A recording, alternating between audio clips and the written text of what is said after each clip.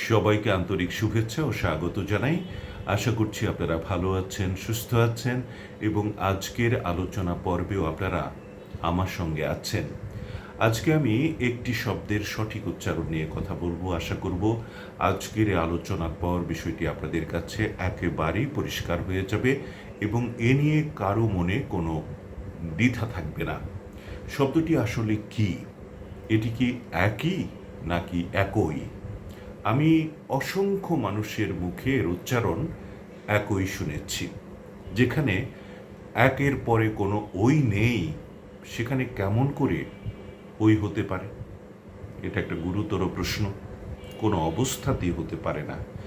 একের পরে স্পষ্টতই আছে রস্বই, অর্থাৎ তার উচ্চারণ হবে একই। একই একই মানে হচ্ছে সমান, সমান সমান, একই রকম, একই ধরনের, একই প্রকারের। আমরা একই গ্রামে পাশাপাশি থাকি, আমরা একই স্কুলে পড়াশোনা করি, তোমার এবং আমার জামাটি একই রকম, এমন করি আমরা বুঝিয়ে থাকি। তো যেখানে রস্বই আছে সেখানে ওইটা কেন আপনি জুড়ে দেবেন? এটা দেওয়া উচিত নয় এবং এতে করে ভুল হয়ে যাবে উচ্চারণ, এবং হয়েও আসছে। কাজেই এই ভুলটাকে আমরা পরিহার করব এবং আমাদের করতেই হবে।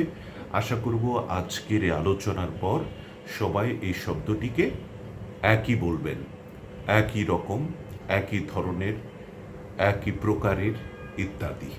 কাজেই এ নিয়ে আর কোনো মতভেদ থাকার কথা নয়। তো সবাইকে আন্তরিক ধন্যবাদ জানাচ্ছি সঙ্গে থাকার জন্য।